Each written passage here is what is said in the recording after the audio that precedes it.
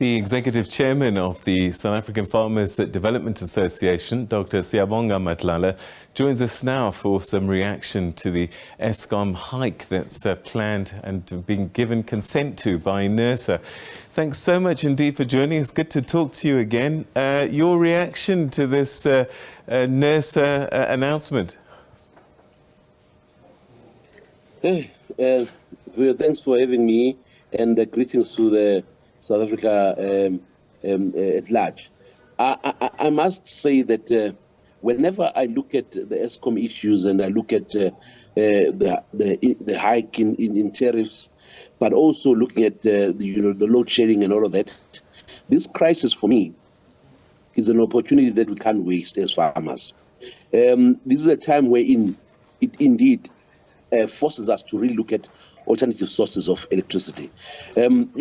This hike, I don't know what motivates the hike, when in effect, we are not even having enough electricity to irrigate our farms. Farmers have been crying foul that, we get this, load shedding that is actually, affecting our irrigation program so badly that we're losing on our yields. But I must say also, running a factory, a fertilizer factory, which when we've got so much demand to distribute fertilizer, we get these load sheddings. I must say, it's time that we just take an opportunity and not waste this crisis and just dive into alternative sources. All right, so load shedding was already disruptive and it was already causing a risk to agriculture. Some would even say that food security might have been something to worry about as well. But in addition to that now, these tariff hikes, does that compound the problem even more? I mean, how dangerous is it for the existence of small-scale farmers, for example? We've been to India. We've also researched in America and other countries. Farmers have taken their destiny into their own hands. They've actually, unlocked alternative sources of energy, and to us in South Africa, maybe we have not really looked at this opportunity as really an opportunity. We are the ones who are going to be supplying electricity to the country. In sugarcane farming, the sugarcane stock itself is a nice feedstock towards electricity generation. Sugar mills themselves can generate more electricity than they need, and they are self-sufficient. And we've realized that it's about time that we just, really delve into this and take this opportunity in our hands. Look, it's been expensive to run our irrigation through Eskom, as it were. Now, this increase means we're going to be paying more. And as farmers, why should we be paying more when we can't be selling electricity to government ourselves? So I'm just saying, whilst we are having it as a pinch, it's difficult. As it comes now, it hits us so badly. We were not ready for it. In fact, we knew that Eskom was applying for a hike. But, with the load shedding and all of that, we are punishing those that are actually paying for electricity. Farmers are paying for electricity. We just cannot afford, as businesses, to not pay for electricity because we need that. But we are being punished for those that don't pay electricity. We know that, a lot of people are just stealing electricity from the grid. Municipalities are not paying for electricity in other instances.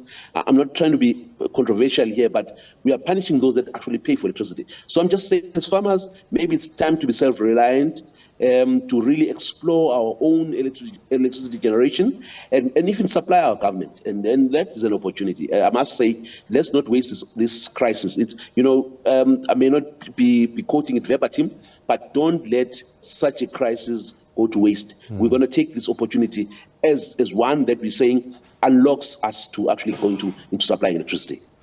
All right. They've been talking about just transition and looking for alternative sources of energy.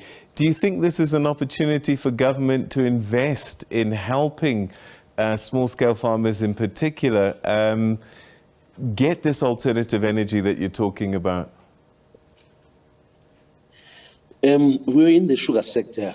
Our small-scale farmers are fortunate that there's a SAFTA, the South African Farmers Development Association. We are always thinking ahead for their sustainability. We've always been looking at making sure that they don't rely on firstly Eskom electricity, because it's been expensive. We knew that. And we wanted to explore our own sugar milling opportunities so that we can actually be able to supply our own farmers our own electricity. In India, as I've indicated, the sugarcane farmers there, they are supplying their own mills, and their sugar mills are supplying the grid. But also they are able to then draw from that to actually do their own irrigation. So with that being said, I'm just saying it's hitting us hard, but it's a wake-up call that we shouldn't just be sitting and be relaxed. We are in business. As farmers, much as we are small-scale farmers, but we big enough as a community of farmers. I think the power lies in the aggregation, not just as individual small-scale farmers, but in the aggregation. Because as SAFTA, we realize that small-scale farmers would never survive the economy on their individual strides. But as a collective, we are able to look at opportunities and be able to then take over, or rather take advantage of economies of scale. So as an organization, we are really pushing hard that we run our own, we implement our own sugar mills, that we can be able to supply the grid and supply ourselves with our own electricity. But also, looking at, the likes of, your biofuels, and looking at the likes of your energy sources like hydropower, opportunities lie in the likes of, we got Makatini Flats, where we got Josini Dam. We're looking at opportunities there where we can look at hydropower. So for us, it's making us think outside the box and be able to be self-reliant, not just to be relying on Eskom. So it's an opportunity that I can say, in 5 years' time, watch the space. We might just be one of those power producers, not just being primary producers of sugarcane, but power producers feeding into the grid. All right. So 5 years, is that the timeline that you think it's going to take to make that transition to alternative energy? Because in the short term, you must be worried that some farms are actually going to fail.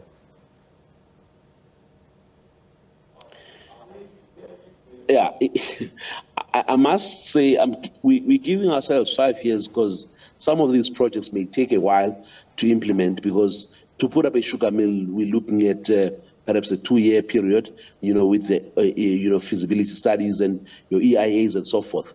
But I must say we would take a pain now and pay for this hike, but it will not be our future. And that's why, as we pay for this increased tariffs, we are really pushed towards looking at a future that is not a type of a future that is going to kill us. Our farmers have been resilient. I must say, we've been paying hard. But I mean, now what is killing us is that we've got this load shedding. We can't really take advantage of irrigation in the times when it is, we got the best heat waves right now. If we're irrigating fully, our yields will be higher. We'll be affording Eskom easily. Now we're getting a hike, yet we're not getting the service. So I'm just saying, we've gotten a wake-up call that it's time that we just pursue our own livelihood and just have our destiny in our own hands. But it's quite hard. We're going to take this dive. We're going to pay as farmers. But I must say, we are resilient. We're not going to let go. Farming is our livelihood, and I must say I'm proud of our farmers. And as we stand now, we've been recipient of an injection into our fertilizer, which has been difficult for the farmers. I mean, government has injected 43 million in Mpumalanga to at least assist our farmers with their fertilizer costs. But I mean, Eskom is one of the biggest costs in Mpumalanga in particular. We're paying some project about 500 hectares, pays about 3.5 million rand a year just for electricity. So you can understand that we're paying quite immensely. I mean, I think our electricity bill in Mpumalanga is over 80 million a year. But we're saying it's an opportunity that we just, diversify into our own, stream, that we can just generate our own electricity. All right. You're very optimistic about solutions and what can be done. In the meantime, though, are you concerned that there may be job losses? Because once expenses go up in one area of your income and expenditure account, you have to compensate by decreasing in other areas. And usually wages are the first target. Is that something you think you're going to see in the short term? Well, that's a sad part. Unfortunately, that's a sad part. I mean, one of the easiest parts, or one of the easiest ways that farmers can, try and reduce their operational costs is perhaps reducing on labor. But in small-scale farming, generally, the small-scale farmers themselves do the work themselves. They do employ additional labor, obviously on occasional basis and perhaps seasonal basis. But I must say, we've mastered the art of surviving these ups and downs. And as you rightfully say, we may see some reduced, labor here and there. But indeed, by us unlocking other opportunities, I think this is a time where black small-scale farmers will be introduced into being industrialists on their own. That's creating more jobs. So this crisis for me, like I'm saying, I'm sitting here and looking at the hike and I'm saying it justifies more the reason why we as farmers should not just be sitting and folding our arms and waiting for another hike. But it's time that we just arrest this cost and take it onto our own hands and really be the ones in charge of that cost. That is, by us generating our own electricity, we'll be selling to government. Not only selling to government, but also we'll be able to run our own farms without really relying on an unsustainable or perhaps an unpredictable source. So for me, it's an opportunity. Like I'm saying, we're trailing behind many other countries which have taken this and really run this. Farmers are a basic source of any industry or any government. We should not be seeing ourselves just generally and just primary producers of the feedstock, but taking over the actual agro-processing and then taking over other benefits that comes with it. All right. Dr. Madlala, we'll leave it there. Thank you so much. Always good talking to you. Your insights greatly appreciated. Thank you.